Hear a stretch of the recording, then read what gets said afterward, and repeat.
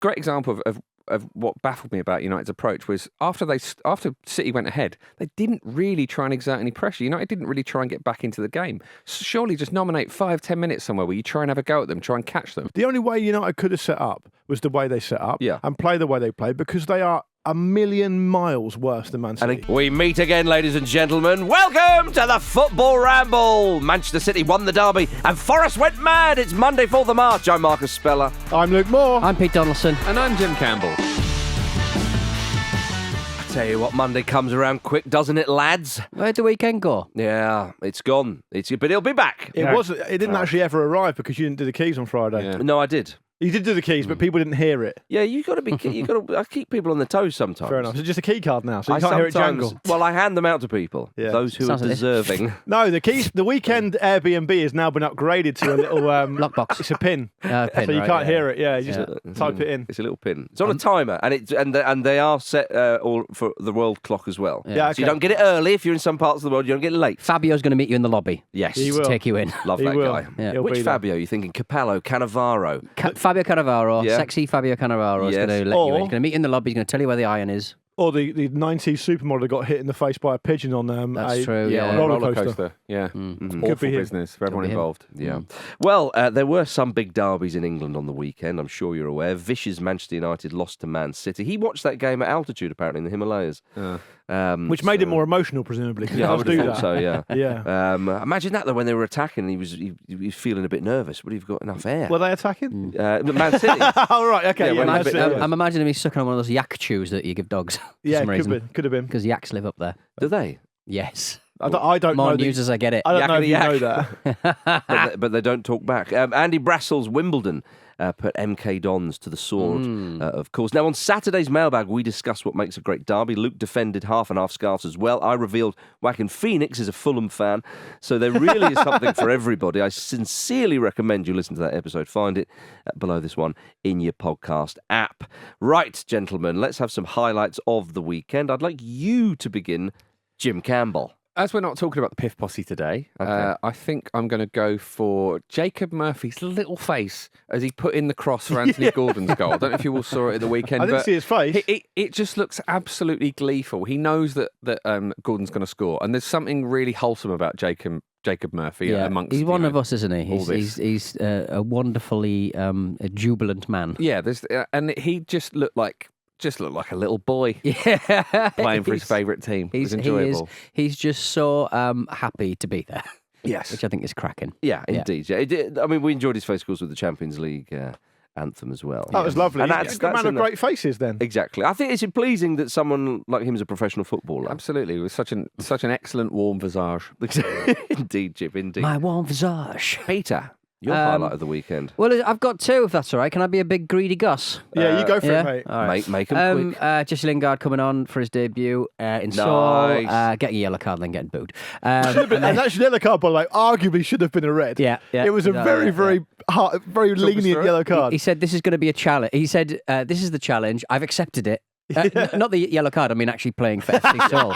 This is my challenge, and I've accepted it. Like it's a sentence or something. It was a referee's decision that very much relayed the fact to everyone that it was quite a big deal that Jesse Lingard was in the league. Yes, And exactly. so we wouldn't want to necessarily give him the headlines he doesn't want very early on. I don't know, man. Woodgate had a lovely time, didn't he? Yeah, I think that's He probably... enriched La Liga. I think Real Madrid might have had other irons in the fire at that point. Do you reckon? Yeah, okay, I think fair so, dues, yeah. fair dues. But Fluminense at the Rio de Janeiro derby against Botafogo at the Maracanã. There was just this absolutely brilliant moment where a Botafogo player dragged his injured teammate back into the field. Yep. To try and waste some time because he'd fallen off the field. So he dragged him onto the field, and then the Fluminense players dragged him back off the field. That's brilliant, isn't so it? that the game can go on. The poor man. Just stop dragging injured players by the legs as well. By the legs. Don't drag injured players by the legs. No, don't do that. That was glorious stuff. I'm glad you said that one. Look more. Mine was partly going to be Jesse Lingard's big tackle, which should have been a red. But I will go with another face-related one, which was Bernardo Silva's face when Erling Haaland missed that chance. Oh my goodness, yeah. He was like, his face was like, well, that can't happen. Yeah. And what I've seen there can't have happened. No. It cannot have happened. Doth my eyes deceive me? And obviously Haaland popped up and got his goal later on. But I mean, that was, to me, I know we're going to come on and talk about this game, of course, but that for me was quite simply an unbelievable sequence of events. Yeah. I don't know if I've seen a player that good miss a chance that easy ever. Is it maybe because it's halfway between head and obviously foot. going it for your head and halfway between volleying it? Yeah, I'm just trying to understand And it. he's a big guy. Those two paws are quite far apart, aren't They are. So maybe it was like a magnet. They were just They repelled. forced each other Yeah. away. Yeah, okay. My highlight of the weekend was being mistaken by for being, I suppose, what would it be, an architect or something? Because I was watching Fulham beat Brighton, great performance for Fulham, and a chap behind me tapped me on the shoulder. I think he was from South Africa by his accent, and he said, do you know why the fans why have they not fully populated the new stand at Fulham? Because I don't know if you've seen on the TV, the sort of central section is still empty, but on the corners, as you and I sat at the League Cup semi-final, second leg, Jim, you've got the lower tier is full, and then the two sort of ends, if you like, It's the ham. two sides, is all full of ham and Yeah. spam. Yeah, No, okay. it's full of you've got supporters there, and this chap says, "Why is that?" And I said, I assume it's obviously some sort of maybe it's a sort of security or health and safety thing. Yeah. Why there's obviously a reason. And he went, "Yeah, but they've got supporters elsewhere." And I said, "Yeah, I mean, obviously those sections." Why is he are... quizzing you? Well, Yeah, why exactly. is it? Well, I said, obviously, they deem them sort of safe. They've got enough. I think safety in place. probably thought you were more of a policeman. I Maybe. guess. Maybe that's you've got it. a real I'd like safety narc guy. vibe. Well, then he said, "Yeah, but it just doesn't make sense." And I just went, Yeah. and I just said, Life doesn't make sense, friend. I refer you to my previous. Yeah, answer. what do you I want to say? genuinely Yeah. don't know. Yeah. But he was really quizzing me. I don't Maybe he just understand. wanted to be friends with you, and he just wanted to sort of drum up a bit of conversation. But I kind of enjoyed it. mate. That's Yeah. the kind of small talk that Donaldson will do, trying Yeah. to break Yeah. down for someone. He'll get confused and go Yeah. way over the top, and it'll Yeah. be full on. Yeah. He Why is the Toyota Yaris fuel injector so expensive? Exactly. It's a good Why? example. Why Just can't get you out put of your the way. feet through the front seat? In every car. You can't if you Mark- try hard enough and you wear skates. Marcus, I reckon he probably just thought, "Oh, that's that guy from the Ramble who's in charge of the entire weekend." Yeah, So exactly, yeah. he's a resource for me to use. true. He's like the Mum highest Little Sounds. authority I can draw on. He's got the keys, clearly, but he doesn't have any of the answers. Well, then Adama Traore scored, which threw up more Yeah, questions. Exactly. Yeah. Adama Traore scored, which sent everyone mental, and everyone forgot about it. Yeah. Wonderful. All right, everybody, let's go to Manchester City 3, Manchester United 1. It was a big win for Manchester City. A lot happened in this game, Jim, but what are your initial thoughts about it all? My initial thoughts about it all are basically, I refer to Erik Ten Hag's comments after the game, where he seems to be under the impression that actually it was quite tight, and on another day it could have gone their way, and like quite how baffling that is to square with the experience I had. It was one of those games where I think the most illustrative point of it was where there was a sort of a sort of mild shout for a penalty in the first minute or so on John Stones, and it wasn't given. The crowd didn't even really kick up much of a fuss, because there was a real sense, it's like, it doesn't matter. We're not going to need that. This will be absolutely That fine. was a bonus for us. Exactly. Why do you Completely. say that? But Manchester United had chances to make it 2-0. They did have chance, well, but they weren't of the highest Well, quality, Marcus were Rashford they? had a bit of a swing at one. A better touch would put him through on goal. I think to dismiss that, Jim, is perhaps They had one shot on target the whole game. right. Yeah. So I mean, So what your point is, if the players were better and did better things and made better decisions, they might have scored another goal. My and point City had is- loads of chances. No, I'm not arguing that the right team won, but Marcus Rashford had a swing at that one when he had a clear sight at goal. Just because he didn't get it on target doesn't mean it's not a chance. But it's not like he didn't get on target. He didn't even connect with the ball. The fact of the matter is, it was a chance to score a goal. I mean, I have to explain this to you. Yeah, but- Marcus, it's very generous. It's very, very you're being generous. very. I like it. I like generous Marcus. Thanks. That's what that South African guy was thinking. Yeah. He'd be very generous with his time. I know. I was He'll far too answer all generous. my I should have just questions. said, "Oh, piss off, Fuck mate." off. Yeah. It's a football match. Get fucked. Why do I know? I think that was indicative of United's approach, right? That it was essentially kind of, let's try and keep it tight and hit City on the break. And obviously it worked with the first goal. That was the chance you're referring to, is another attempt to do that. But I think they've played like this away a lot, haven't they? United in the bigger games in particular, and it's not really worked for them at any point. And if you pull it off, brilliant. Like it will be so satisfying. It feels like a sort of, you've captured the flag almost. But City are just going to pound you and pound you and pound you. So and what do it's you think happened. Manchester United should have done? Because I actually thought the way they set up Manchester United actually was good, and with a better touch and a better effort. I would agree with that for sure. They could have gone 2-0 up, and then you never know. I think again when Manchester City score that first goal, an absolute beauty from. I mean, Rashford's goal was an absolute peach, by the way. It was. When Manchester City score that goal, it's kind of like, there we are. But the thing is, sorry, Luke. No, you go on. But Rashford's goal was, was exceptional, wasn't it? The sort of thing that is a bit of a lightning strike in how good it was. Yeah. So I think that perhaps masks what a battering this otherwise would have been. I think that's so. I think actually you're both right in one way. The Rashford goal was a Haley's Comet goal. Mm-hmm. Like there's no tactics or preparation all week's going to make any difference to that. I mean, Man City can play wherever they want and set up wherever they want and be the most tactically adept team in history. It almost like a tour. And football can just do that. Right? If someone smashes one in from miles out like that, there's nothing you can do, right? That definitely papered over some of the cracks. But at the same time, I think, Marcus, you're right, because, it's the only realistic way Man United could have set up. If they can break, they've got a bit of pace. And that's clearly what they were trying to do. And actually, it looked for a while that the best chance Man City had of scoring actually was breaking on Man United's break. Yes. Because Man United sat in so much and made it so congested, it was going to be debatable whether they could keep that up for the whole game. It's so tiring. What's the term for that? What? When you break on a break? I've been counterfucked. A counter break, I guess. I don't know. Someone get Michael Cox on the phone. Get Michael Cox on the phone. Is Ten Hag just looking at like the times that the goals were scored? Obviously, they'd drawn level at 56, but it took until 80 for them to get the point. Yeah. So Well, this is what I mean. It's not a game of rugby, though. but it isn't. It's But true. my a bit exaggerates to call it an issue, but I think where that approach is sort of doomed to fail is just keeping it up for that long. It just never felt like they'd be able to, did it? And Foden's obviously scored an absolute worldie himself, and they've got that in their locker. And if you sort of invite that pressure, they are going to accept that invitation. Yeah, but and again, I know that it's. So how then should they have approached this? Is the conundrum of City, isn't it? You have to try and play the game that United play, but kind of set traps. But I think the form they've been in recently, obviously they've had a little blip in the last game.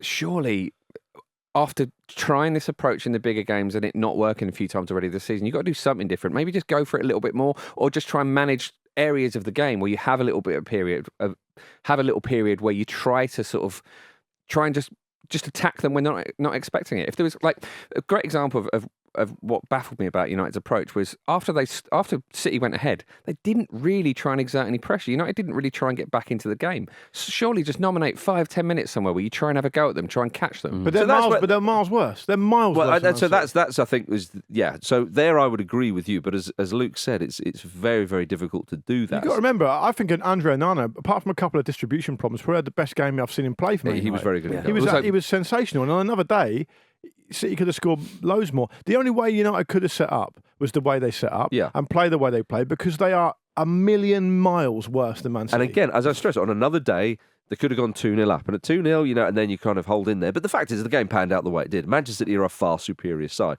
When Foden scores that absolute beauty, it completely swings, if it had it already swung. But then it was just all Manchester City. I mean, there was a moment where Garnacho, they checked for a penalty. Yeah. I thought, Edison did win the ball. He made sure he got the man as It's well. a fucking brilliant tackle. He made sure he got the man. Yeah. But I think the right decision was Speaking made. of Foden, what do you make of his celebration? I thought he was very confused. I said it on Twitter. I think that, Haaland got in the way. Well, that second one he did. The first one, Foden was given the room to express himself. Yeah. And I think the second one, Haaland thought, well, you're not doing that. No. Because Pete was very disparaging towards the was. bow and arrow. So where does it end? No, but the thing RPG?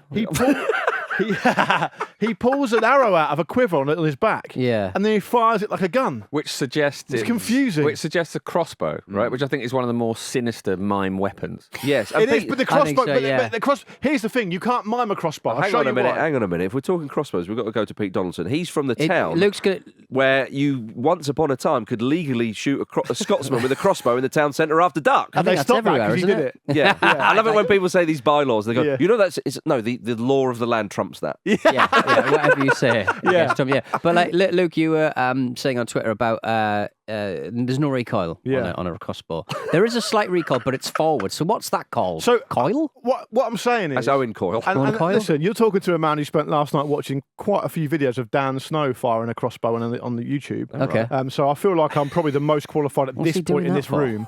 It's just that's what Bit he of wants, spare isn't it? time, isn't it? History, it's history. Here's a mime. This is why Foden can't mime a crossbow as a celebration, because the crossbow mime is this. Right. Sure. Yeah, but It's just- all all he did is pull a trigger. Just a All he finger. did is pull a Did he trigger. not ladies and load gentlemen. it first? No. Right. Oh, maybe he does. Well, I mean, maybe it's a sort of small crossbow, like a hand crossbow. I think you need to be. If I could be in a position where I could advise Phil Foden on this, if you do want to take, the kind of the evolution of the Robbie Keane type thing, and you want to make that type of celebration, forget the arrow in the quiver on your back. Yeah. No one's believing that anyway. If you want to do the old Arnie in Commando, do that, or come up with the put the arrow back in the quiver and just do the bow and arrow vibe. Well, I mean, Kyle Walker said after the game that he's called the sniper, which I think is such a lame thing. Again, it's confusing. Yeah, it's confusing. What do they call you, Kyle? You just ask why I'm on your drain pipe. Don't worry about Why it. I'm sliding down your drain pipe in pants. I think the criticisms we have of United and the criticisms we have of City are quite illustrative here. Yeah, definitely. I mean, I was I wanting think to talk so, about Foden and his skills and whatnot. If you're going to call Foden the sniper, sorry, Marcus, just to finish this. I'm not. I need to be seeing him adjusting the little sight on his gun. On his reticule. Checking for wind. If he wants to do a celebration where he lies on the pitch in camouflage for 3 days straight, taking the shit into a bucket, then we can call him the sniper. I see. And then but what he if he tells gets the his cameras, business and he done needs a sponsorship by Smith & Wesson or Raytheon or something like Yeah, that. definitely. As that loath fair as enough, Marcus? I couldn't agree more. He tells the camera, goes, I am a weapon of war. Yeah, you are. He played on the right. He played on the left. He did. He was all over the place. He was. Where would you like to see him play for England, Jim? Let's cut all the crap. That's a good question. Give him 10 at the end. I quite like him on the left, actually. Yeah, because then you get Saka in as well. I was going to say, you're thinking of little Bukayo, aren't you? Well, especially given that Rashford using that goal to very much paper over the cracks of his England chances for this summer means if you play him there, you can play Saka. And that's good. But do you think, though, that he should be playing in the middle of the pitch? I think Phil Foden is, with the exception of Jude Bellingham, who I think we're going to come on to, is the best England player at the moment. But do you... but Foden... He wants to play through the middle. He says he wants to play through the middle. He does, but he doesn't play through the middle that much. Him and Bellingham, if you can find a way... He can play through the middle, by the way, just for the record. Clearly, he's good enough to do that and he knows his way around there. But he normally plays on the left or sometimes off the right for Man City. I just wonder, because a lot of people want to see a midfield three, or a number of people want to see a midfield three, so probably right at the tip and then I don't think people want to Foden. hear about England at the moment, do they? Yeah. All right. They're not bothered. If Phil Foden... More about crossbows. If Phil Foden pulls out his crossbow, what's Mitrovic going to bring on the opening game against Serbia? Marcus, where would you like to see Anthony?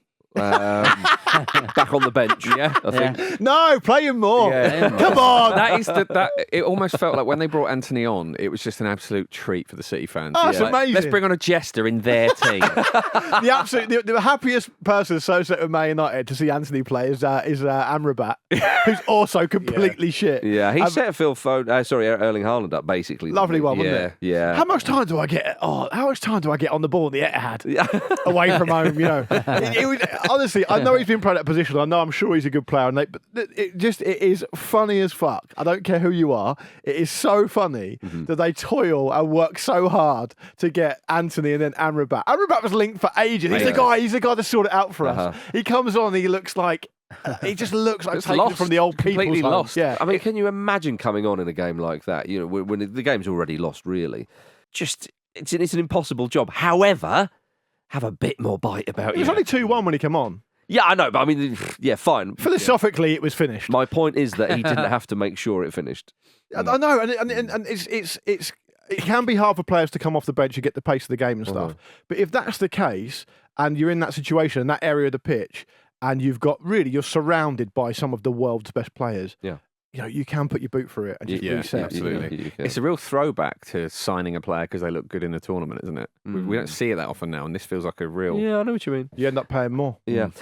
Guardiola was very animated on the side, as he tends to be. My favourite moment, actually, was... I had two favourite moments. When he hugged his assistant, who looks a tiny bit like Kevin Keegan. Looks like an Iberian Kevin Keegan. I thought he was going to give him a Frenchie at one point. And then Erling Haaland, when he missed that chance that won, a few yards from the goal, Pep Guardiola sort of wanted to have a go at him, Yeah. and then thought, he has scored a lot of goals for us. And he'll probably score again. I'm just going to sit down and bottle it all up. But you could see him; he was bursting at the seams that he wanted to say something. He couldn't believe it. I mean, he is. I mean, we say this all the time, but it's worth repeating. He is borderline problematically weird. Oh, I mean, he's Family Guy's William Shatner. You know, he's all over the place, Guardiola. It's very enjoyable. It's very unpredictable. The bit with the fourth official, I just felt like went on for way too long. Like the camera cut to it, and if it was just a couple of seconds, it would have been funny.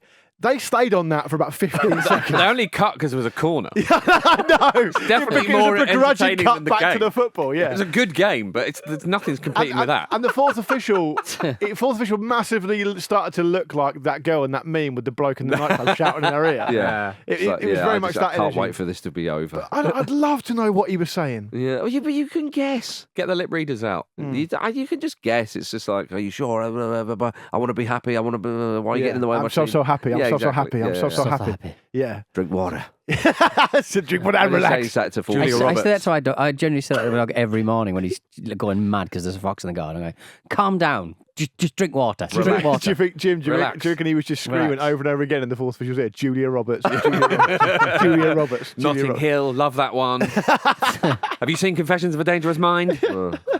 Well, I hope he doesn't come for Hugh Grant because he's very much a Fulham fan. All right, he is. We know that exactly. We all know that. And we love him for it, don't we? His late career and renaissance, Hugh Grant, is very enjoyable. He is having the time of his life. And his life is Hugh Grant's life. So that is pretty spectacular. Speaking of managers angry with officials, let's talk about Nottingham Forest 0, Liverpool 1.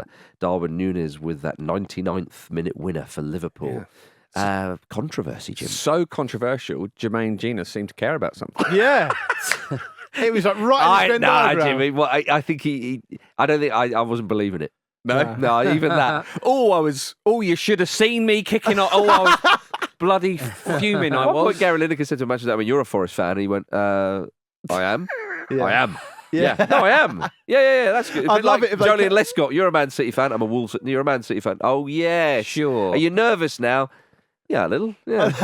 I'd love it if they cut to Jermaine, asked him his opinion, and he just forgot where he was and started talking about badgers in Wiltshire. thought he was on the one show. Oh, dear. But of course, there was controversy in the build-up to the goal. Referee Paul Tierney had stopped play while Nottingham Forest were in possession of the ball because Konate went down for a head injury. For those of you who haven't seen it, and I'm sure you all have, but just in case there's one or two, obviously Kelleher is getting given the ball.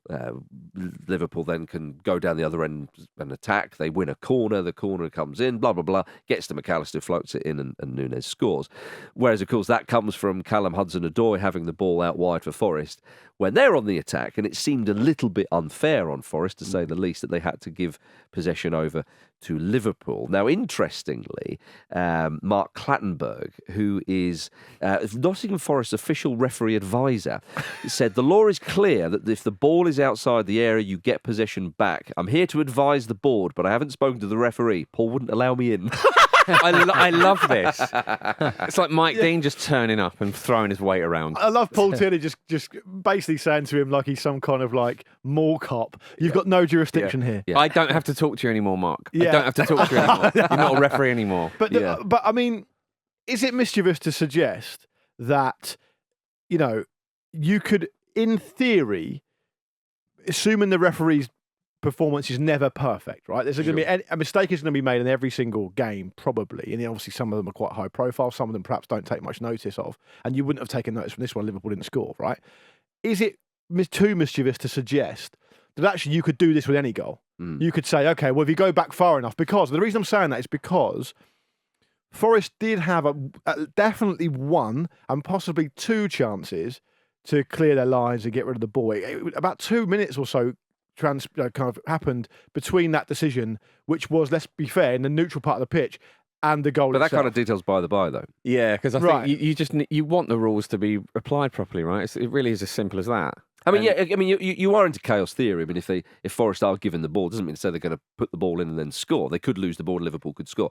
Da-di-da-da. The fact of the matter is, though, the referee intervened incorrectly. Well, yeah, that's it. Well, Liverpool were on the end of this themselves, weren't they, with the Lewis Diaz goal? Well, indeed, and apparently we're expecting a statement today from Liverpool to say that they will offer to replay the game. Shut up! Imagine that. Love it. That was crazy. All we ask for is a bit of consistency. Yeah. Isn't that right, Peter? That's all we want. Get your memos out. Yeah. Yeah, so Forest, I understand they were particularly aggrieved by this, but I suppose, are you suggesting, Luke, that maybe their reaction was a bit strong, considering it wasn't like it was a very, very dodgy penalty given in the last second and they score? in what happened between the decision to give Liverpool the ball? There was a fair old passage of play before they then scored. Yeah, and I think you are. So are you talking that they perhaps overreacted? Right to be angry, but maybe. Well, I think it comes off the back of a litany of difficult decisions that Forest have had, which has made them appoint Clattenburg in the first place in this, in my view, quite ridiculous role. But that's why they're doing it, and so for this to happen, then further compounds that. I guess what I'm trying to compare it to is, for example, something you see happen quite a lot. It will happen more than a handful of times this season, given that the ball was effectively in a neutral area. Yeah. Time and time again, we see a coming together of players. The ball ricochets off someone, goes for a throw-in. You look at the replay, it should have gone for a throw to the other team, and then that team score. Yeah. My point is, you can't be perfect with it.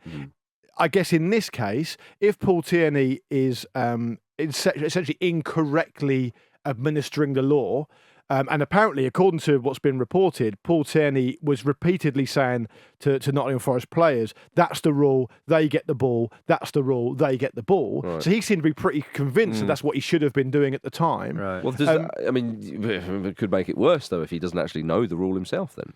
Well, yeah, but I think... well, look... I think maybe the rule isn't that clear because it does depend on certain parts of the field and the situation, I think. Yeah. But interestingly enough, someone else pointed out that earlier in the game, Tierney did exactly the same thing the other way. Right.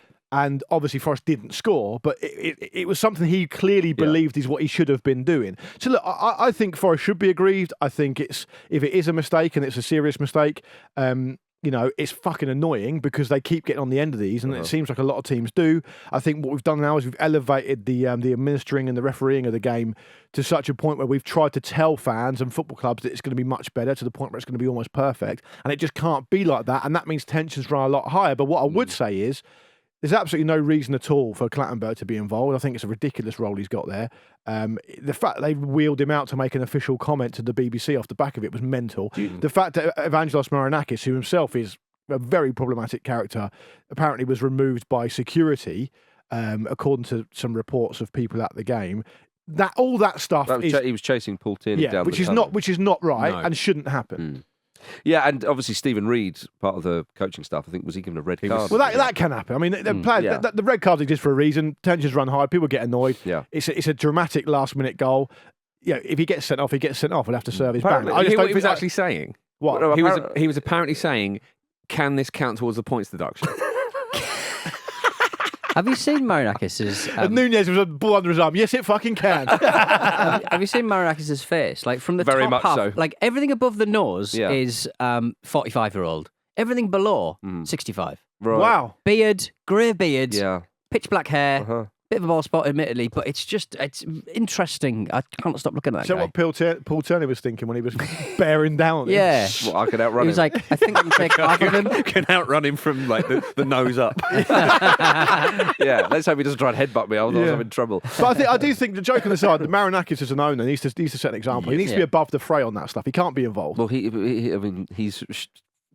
we know what he's like. I'd love to say so much stuff about him that I can't say on this show. You can have a pop it. Nah, I won't. It's not safe, is it? Just more work. Just more work for the editors, isn't it?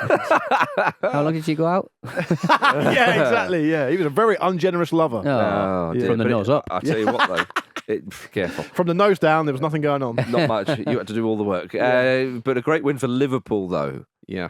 And was it a great win? Yes. I suppose the thing is that vital one. There's that, on that. I suppose from that point of view, it definitely is. What I mean is that it was pretty nip and tuck. But I suppose from Liverpool's point of view, we talked about this a few weeks ago, didn't we? Where we were talking about, is it going to be a case that they're just not going to be denied because of what's happening at the club? But one thing that is very impressive about them is they do seem pretty decimated in terms of players. Yeah. And they are bringing, I mean, for those of us who are only on nodding terms with Liverpool as a club, I mean, they are bringing on players that until very recently, none of us had really heard fetuses. of. Yeah, and they're still getting wins, and a win away from home is a really important one. Did you like for that picture I put in the WhatsApp group of someone's done like I think it's probably assisted by AI, but like a massive version of Van Dijk holding the hands of some very young players that are coming onto the pitch. Yeah. Why? They're why quite are mawkish like for that this? stuff, aren't they? Why are they like this? Was Brendan Rodgers in the clouds above them? How am I doing? How am I doing, boss? Yeah. Did you see Virgil van Dijk grabbed a supporter's phone so he could film the celebration? did. Yeah. That's Unlocked quite his phone. It's like, oh, it's my phone now. And then he gave it, whose phone is this? I'll just chuck it in the crowd. You're sure you will be. If that was Martin Odegaard doing that, people would be losing their mind. Richard Keys would be off on one, wouldn't he? Yeah, well, I mean, I haven't checked in on Keezy's blog, which I absolutely will do when I get home. Presumably there'll be some consistency there as well. Yeah, a bit of me time, innit? Absolutely, yeah. Yeah, that is a good point though. Like they were, Curtis Jones was saying, wasn't he, the other week? Yeah, maybe a bit over the top with him. Yeah, nicking our stuff apparently. Nicking our stuff. Nicking our stuff. But at least though, see what Darwin Núñez did is he scored the goal before the full-time whistle went. And that is absolutely crucial. Jude Bellingham needs to understand this. And again, I really want him to get this before the Euros come along. But of course, he was at the heart of some late controversy in Spain. He scored what he thought was the winner for Real Madrid, if you've seen this. The ref had already blown the final whistle before the ball was crossed in. So it wasn't as if the ball was in the air and as it's about to hit his head. So because the referee can blow up whenever the ref sees fit. Is that true? But I thought it was supposed to be in a neutral area. Well, I think that's probably the spirit. It's probably not codified, is it? It's probably not in the rules. It's proper Dungeons and Dragons stuff, though, isn't it? It was just as it had left the player's foot, wasn't it? So it was in the air, but like just about. But then, so the referee. If you're would a referee, say, you should know what a cross is, though, shouldn't you? Yeah. You should. I'm not saying what it's he's not gonna do ridiculous, next. but But I'm I mean, trying to give a bit of colour. But if you're the referee and you're thinking, okay, that's time now. Oh well, hang on, I'll add some extra time to see where this cross goes. If you're on the receiving end of that. You might think to yourself, well, hang on, that extra 10, 15 seconds or whatever it was, or even if 7 seconds, if that's the time, that's time. I heard he was complaining about the Liverpool goal to the referee, yeah. What, Jude Bellingham? He was saying it's not acceptable what's Not happened acceptable. over in the Forester this weekend. Yeah. Hugo Giro, the player for it was Valencia. Valencia. He could not hide the biggest shit-eating grin I've seen in football for such a long time. Yeah. When the referee blows up and points everyone off the pitch, he's like, yeah. I'll be honest with you. This is going to enrage people. Ancelotti said an amazing thing after the game about this incident where he said he didn't insult the referee. He was respectful. He spoke in English and just said it was a fucking goal. Superb. Yeah. Oh, Jude's definitely got that swagger about him for sure. Like he's got to be careful. He's got the air of someone who's like, if you get in my way on my journey to the top, you are going to be ground to dust. Massive main character syndrome, and Big for time. good reason. Yeah, absolutely. They'll get theirs from Jude next time they play. It's normally German players that do that, and it's good to have one like that for us. Right, everybody. Before we go for a break, let me remind you that tonight Arsenal travel to Sheffield United, where no doubt Chris Wilde will be angry at referees and the scoreline. Andy and I will be recording Ramble Reacts tonight following that game, so make sure you follow us on Spotify so you never miss an episode, or wherever you get your podcasts, of course. Right, coming up in the second half, we have a West London derby. Luton Town going down once again, and maybe a little bit of fizzer. See you in a moment. It's a championship venue, so no VAR tonight. Welcome back to the Football Ramble, everyone. That was Danny Murphy with the woohoo there. It's the most exciting Danny's ever sounded. Yeah, definitely. Drinking a Duff beer by the sound of it. Yeah. Thanks to friend of the Ramble, Swedish House Furniture, for choosing that clip. You can become a friend of the Ramble too by heading over to patreon.com/Football Ramble. You'll also get Discord access, where patrons have recently been discussing Burnley's Dara O'Shea getting booked for time wasting after just 27 seconds. Wonderful stuff. Oh yeah, they're also doing quite a lot of really enjoyable photoshopped Erik Ten Hag gifs as well. Yeah, with all that. Most of them featured around them getting battered by City, and then people saying, "Hold up, let him cook," and then Erik Ten Hag with a chef's hat on. Lovely. So if you don't want me just to explain those in quite a boring way, get over there and look at them yourself. Damn right. Click the link link in the show description to sign up. Right then, let's talk about that game. Brentford 2, Chelsea 2. Both sets of fans booed their own team at different stages in the match. It was pretty edifying stuff, wasn't Yeah. it? Just two sets of players in the current football schedule running themselves into the ground while other people around just go, fucking boo! Well, Thomas Frank on the Boo Boys said from the Brentford fans, I'd like to speak to the supporters about the boos while 1-0 down to Chelsea. Is that support? What the fuck? It's not unreasonable, is it? I like that. I like Thomas Frank. Yeah, I do. Thomas, he's Frank, isn't he? Very. Thomas, I would like to say they have travelled a long way to support that side. What, the Brentford fans? Yeah, exactly. Yeah, I think most of them are probably local. No, exactly. That was the point. It was a London derby. Yeah. But you're always on a hiding nothing, criticising the fans, aren't you? That's never ideal, is it? Well, there's a way to do it in which you essentially request What their the fuck? support, right? Yeah. What the fuck? I don't know if it's that way, Right. but there is a way to do it. Well, I would be more worried about why your players will not challenge headers in the box. Well, they did in the second. So you're referring to Jackson's goal, which was a lovely header. When he ran through for that chance just before that, and he rounded the goalkeeper, it was very tepid to the point of the commentator match. They just went, Jackson, He wasn't bothered, yeah. just went, He's a really interesting one, Nicholas Jackson, because he's actually got 11 goals this season, which is like kind of more than you might expect if you don't follow Chelsea that closely. But I read an interview with him recently where he said that before he goes to bed, he visualises his misses. Now, as in his His goal chances had not not one. managed to Terrible score. choice of words. Now, Yeah. if you ever need to memorise lines for anything, Right. a really good trick is to do it before you go to bed. So Right. for whatever reason, they will stay in your head much, much better and still be there when you wake up. And I don't know if it's directly comparable, but I have a suspicion this might be the worst possible thing that he could be doing Visualise to your raise goals. his game. Yeah. Exactly. You watch them. Watch them on your phone. I had a mate who insisted that the best alarm possible is just as you're about to go to bed, you get into bed, you're about to go to sleep, draw the time you want to wake up on your forehead with your finger. Your finger, yeah. And you'll always wake up that time. Really? Start a small Yeah. fire. People listening could try that and let us know how they get on. Yeah. Apparently that's the most efficacious way of doing it. Oh, well, there we are. Well, yeah, it's fair to say Brentford turned it around in the second half, though. Much better. Challenging every ball. They were pressing. I mean, blimey, they were up for it. And Well done, the Boo Boys. They silenced the Boo Boys. Well, Well, no, so the Boo Boys motivate them. That's what Yes, I'm that's saying. true. Yeah. Thomas Frank Silence, got a- bull boys. Yeah. Visser with a beauty. Absolute beauty. Did you hear what he said about it? Go on. I am happy to score this type of goal for people who love football. Oh, what a good lad. He said, I'm happy to score this goal so Nicholas Jackson could watch it just before he goes to bed. Beauty. I love it. I mean, it was just the way it kind of sits up. And you think to yourself, oh, he's going to do it. He's bloody done it. Yeah, he has.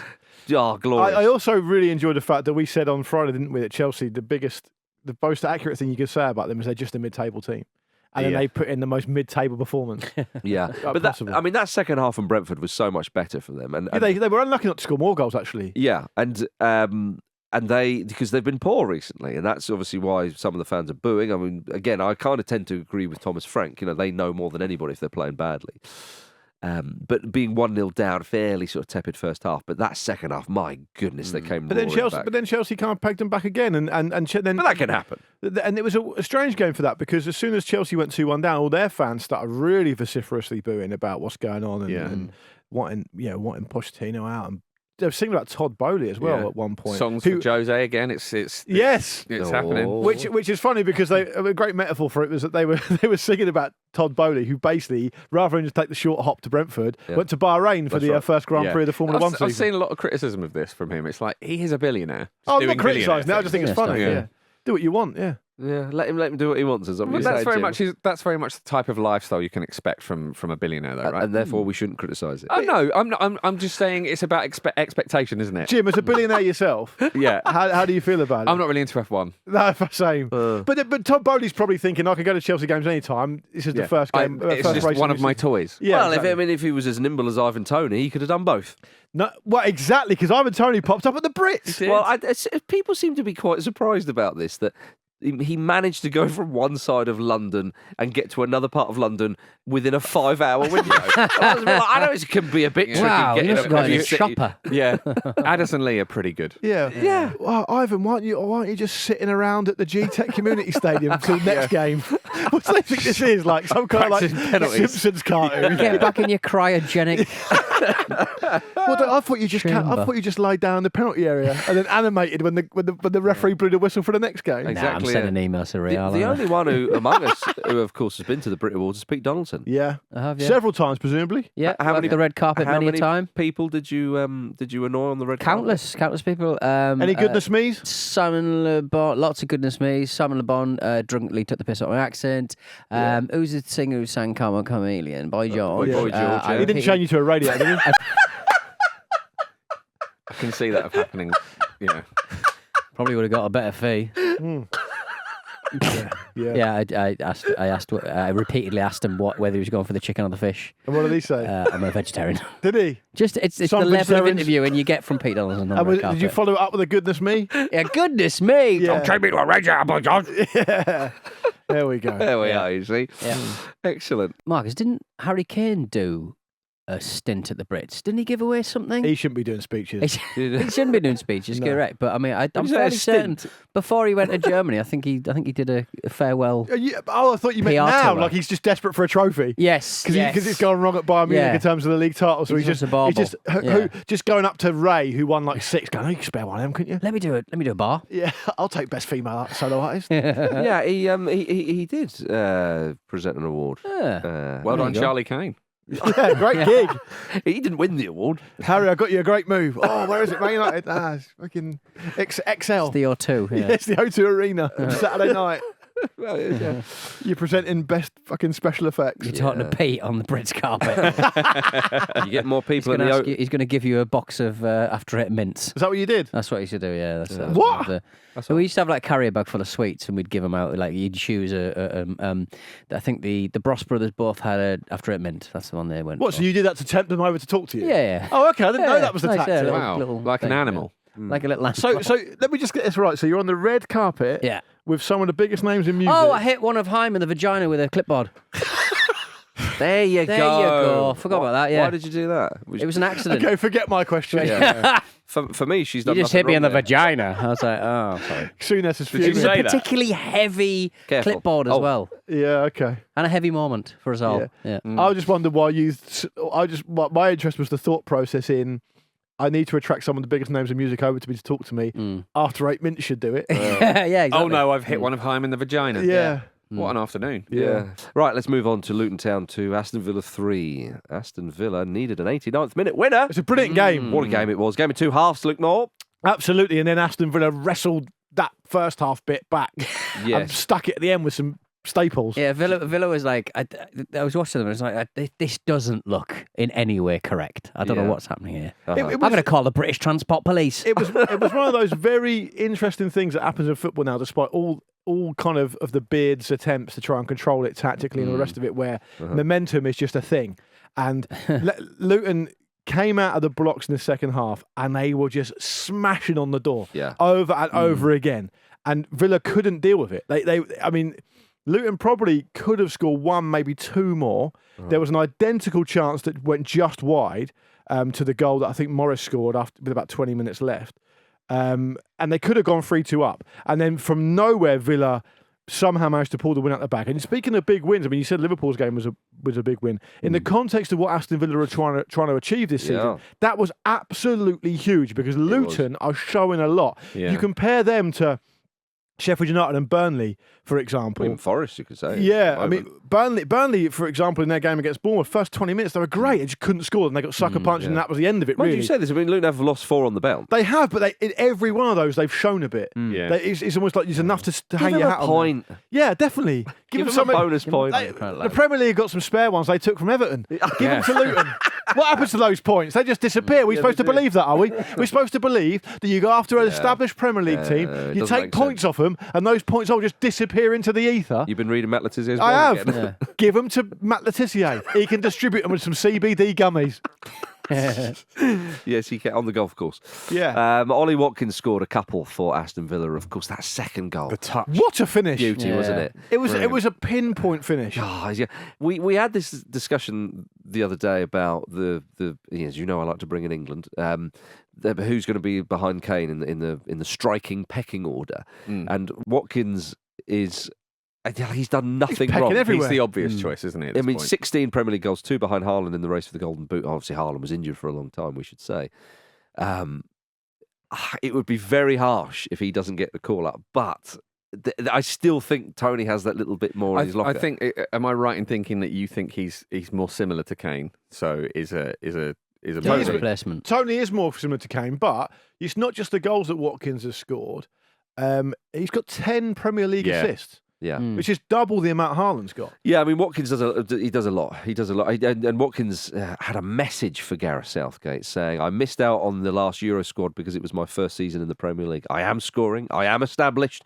So it is down to the manager if he wants to pick me." He has to pick him. I think if we're having this conversation here over and now, Toney on the 4th of March 2024, here and now, if Gareth Southgate is picking the squad today and he picks Ivan Toney over Ollie Watkins, that is a joke. Right. It's a joke. There's no way. Joke is too strong a word. It's not. There's no justification for it. Ivan Toney's come off the back of months and months out of football. Mm-hmm. He's got nowhere near the goal scoring and assist record that Watkins has got over a long period of time. And also the way that of course, but why has he been out? Because he made a stupid decision. Fine, but when you say it's a joke, on what basis? On merit. On the basis of talent as well. On merit. But also on merit, Watkins, yes. But Toney, the way that Brentford played, they need a little bit more defensively from Toney, and he's not giving it at the moment. He's come back, and he may be performing up top, but he's just not working as hard as he possibly could be. But Unai Emery, he knows how to turn.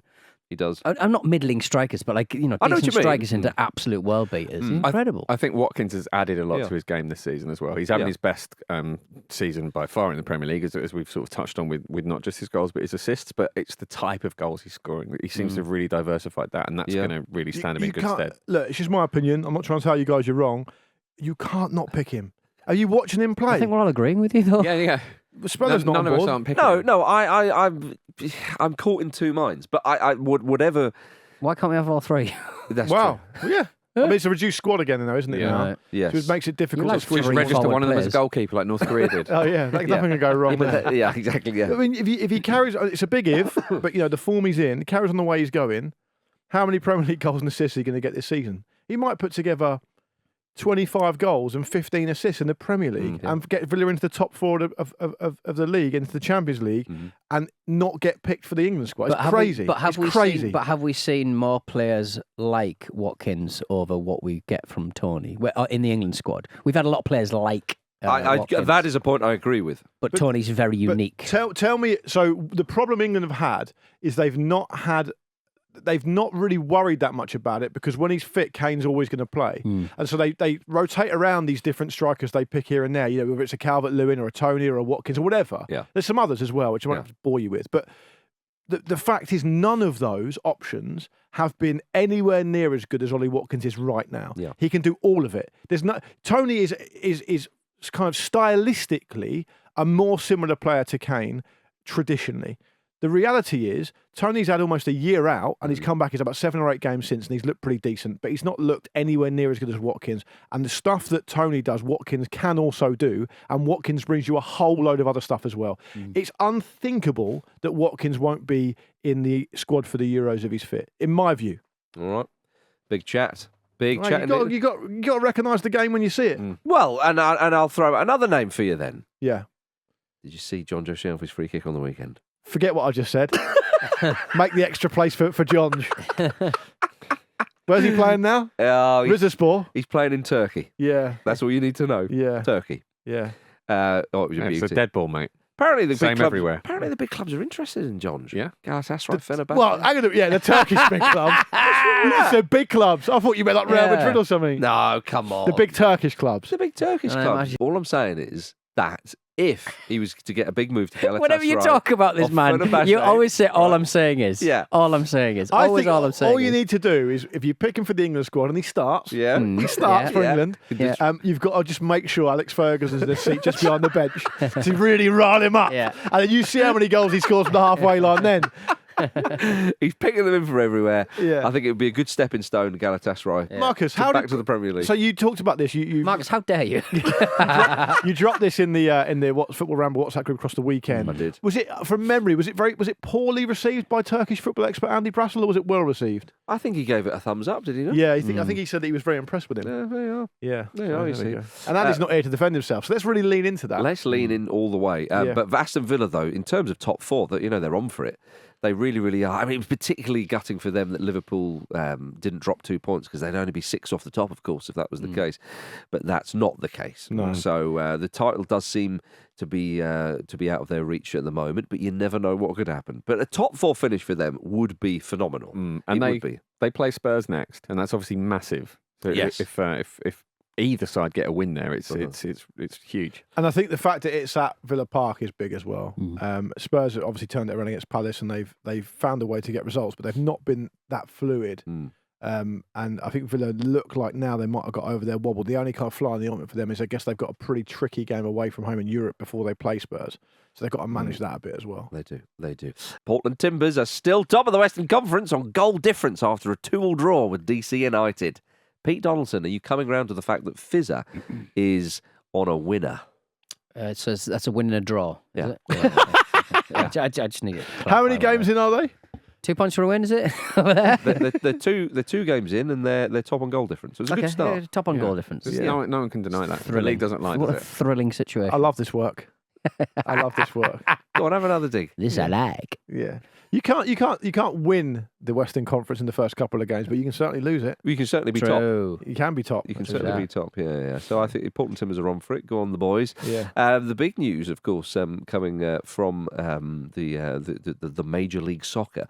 Real Salt Lake beat LAFC 3-0 in rather snowy conditions. Yeah. Yeah. It's a sort of snowy conditions you don't see all that often anymore. No. If you saw that game in black and white, you would think it was beach football. The snow was that thick. And also, so they delayed kickoff for 2 hours. 2 hours, yeah. And then after like 4 or 5 minutes, they had to stop it again because of lightning. Yeah, delayed it by another hour. But we've got to play it though. Have to play we it. have to. They've trying to get away. They've travelled a long way to get here. It wasn't even like they had done anything at all to the pitch. No. Like, normally when there's been a bit of snow, what tends to happen is they'll scrape out the line so you can see it. The snow will be very, very limited. Like, it was ridiculous the conditions they were playing in. And also what was also crazy was the idea that everyone was going mental on Twitter talking about how, these players from LA, they won't know how to play in the snow. Like, one, they're not all from LA. Two, this time last year, there was a famously massive snowstorm in LA. And three, I'm sure people can adapt to some kind of snowy conditions. They've seen snow before. The LAFC manager, Steve Cherundolo, said it was an absolute joke that they had to play. Well, I agree with that. Which is true. But then Real Salt Lake manager Pablo Mastroeni said, it's about mentality. I think the team that quickly adapts to the circumstances around them and controls the controllables has a better chance. You might as well just say that the manager whose team lost didn't like it and the manager whose team won really liked it. Wait until the volcano match. Exactly. Yeah. Hugo Lloris was in goal. He was, yeah. He was getting covered in snow. Yeah, that was the name of the game. Did you see that there was a match involving Inter Miami and the referee had to be replaced at the last minute because he was seen in an Inter Miami top? Not during the game. No, not during the game. That would be... Well, that's too far. That would be confusing. Just the collar popping out on the road. But wasn't that Threading balls through. Wasn't he basically just doing what everyone else does in the southeast of the United States, just wearing a Lionel Messi shirt? Wearing it, yeah, pretty much. I'm almost certain that isn't It is poor. Haven't all the referees been replaced because the unions couldn't get an agreement in time, so they're just using like lower league refs? Oh, I think I don't that's know. the case. I think I read Why they that. don't know the rules? Yeah, They're just like I don't know the story. What if he was wearing a Cristiano Ronaldo top? For the second half. A few reds, I imagine. Yeah, a red. I'll ref. Can I wear what I want? Yeah. Not that, though. You can't wear Not that. Go Skins if you have to. Yeah, I love the fact that the fans in MLS, they won't sing Ronaldo's name at Messi. It's like, what's the point? Because Messi don't care. Yeah. But on the other coin, on the other side of the Good coin, stuff, innit? it very much works. Speaking of snowy places, did you see that Aberdeen lost to St Mirren in Scotland after leading for 94 minutes? I didn't, but I know why we're talking about it. Neil Warnock. It must be a record, right? Because they scored in the first minute and they conceded in the 95th and 97th minute to lose. That's right. And I saw that online some people were so annoyed with Junior Hoylett and how slow he was, they were calling him Senior Hoylett. I like it. Yeah. I like that very Say much. 33. Have a bit of respect. Great pro. Toyosi Olasanya scored the winner for St Mirren, and Warnock recommended that St Mirren sign him after managing him at Middlesbrough. So that's come back to bite him. There.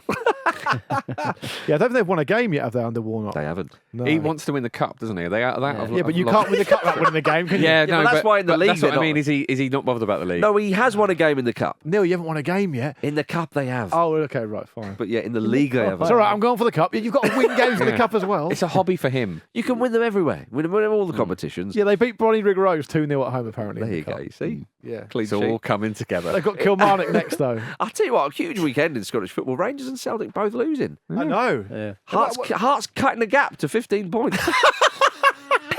Big Larry Shankton He can't get enough having of a it. pie party. Come on. Yeah. Have some of that. Joe Hart was annoyed. You see him confronting some of the Hart supporters. Yeah, it's part of his farewell tour, isn't it? You know when Steven Gerrard announced his retirement and just got standing ovations everywhere? Joe Hart's going to have a fight in every stadium in Scotland before he finishes. Just part of it. Silly Joe. Yeah. Oh, He's dear. got gloves on, to be fair. He does. Yeah, not boxing gloves, though. No, absolutely. That would be very strange. There we are, everybody. Thank you very much for listening to the Football Ramble, part of the Acast Creator Network. Do follow us on Twitter or X, if you like, TikTok, YouTube, and Instagram at Football Ramble, and follow us on Spotify. Will you ever call it X?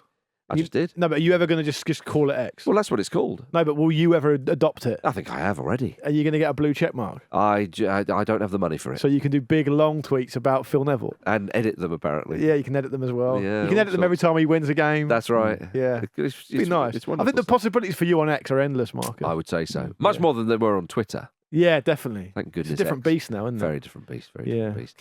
But you can find it at twitter.com. Thank you very much, Luke Moore. Thanks. Thank you, Pete Donaldson. Farewell. Thank you, Jim Campbell. Thank you. Join us for Ramble Reacts, of course. And thank you, everybody. We'll see you next time. Cheers for watching another fantastic clip from the Football Ramble podcast. Make sure you click like on this video and subscribe to the channel, which means you will not miss a single upload.